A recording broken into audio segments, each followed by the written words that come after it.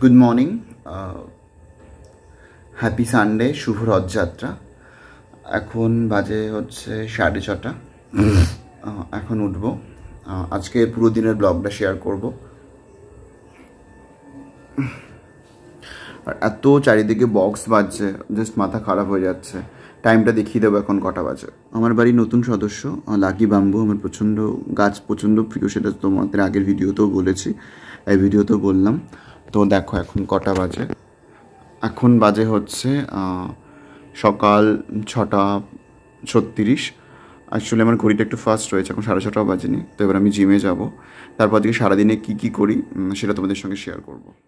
জিমে এসে আমি একটা চেস্টের এক্সারসাইজ শুরু করলাম। ফার্স্টে বসে একটু প্রেস মেরে হালকা একটু বাটারফ্লাই মেরে নিলাম।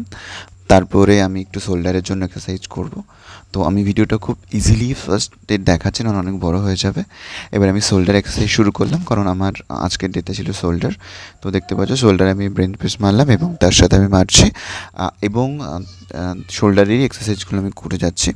তো জিম করে আমি বেরিয়ে চলে এলাম। আমার একটা সাজানো ছিল, প্লাস একটা ইনভাইট ছিল। আসার পরে স্নান টান করে রেডি হয়ে গেছি এবং একটু হালকা পারফিউম নিয়ে আমি রেডি হয়ে বেরিয়ে যাচ্ছি। আর আমার আসতে এত টাইম লাগছে, কারণ রাস্তায় এতটাই ঘুরে উঠছে, যেহেতু আজকে রথের দিন। আমাদের নদিয়ায় শান্তিপুরের রথ, সবাই জানো যে রথে ঘুড়ি ওড়ে। তো রথে প্রচণ্ড ঘুড়ি উঠছে, সুতোতে পুরো ভর্তি রাস্তা। মানে কীভাবে যে আমি সেদিনকে বাইক চালিয়েছি, মানে পাগলের মতো করেছি। তো বেরিয়ে গেলাম আমার কাজে। আর যাকে সারাতে গেছি সে আমার স্টুডেন্ট ছিল, প্লাস মানে খুবই কাছের মানুষ, তাদের ফ্যামিলি আমার।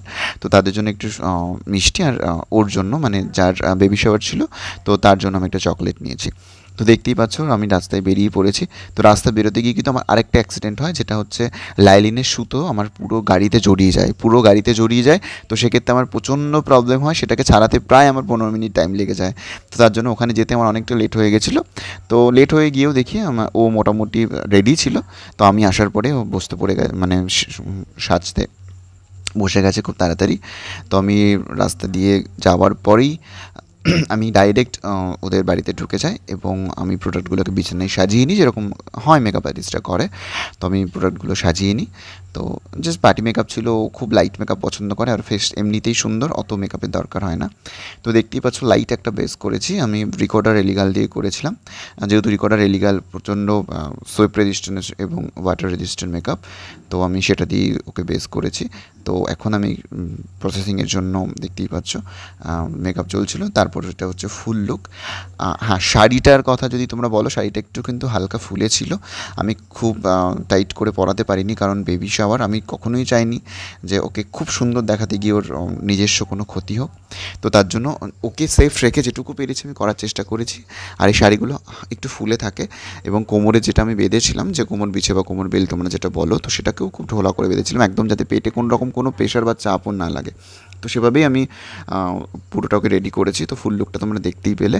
এটা হচ্ছে ও যেখানে বসে ওর খাচ্ছিল, তো খাওয়ার যে মানে প্লেসটা করেছিল ভীষণ সুন্দর সাজিয়েছিল। তো দেখতেই পাচ্ছ। তো সেটাও দেখালাম ভিডিওতে। এবার আমি খেতে বসে পড়েছি। খাওয়া দাওয়ার পরে আমি বাড়ি ফিরে এসেছি। বাড়িতে ফেরার পরেই আমি অফিসের কাজ নিয়ে বসে পড়েছি। তো দেখতেই পেলে সারাদিন কতটা ব্যস্ত থাকি, মানে 1 সেকেন্ডও টাইম থাকে না আমার। তার মাঝখানে ভিডিও করে তোমাদের সঙ্গে শেয়ার করলাম। Thank you.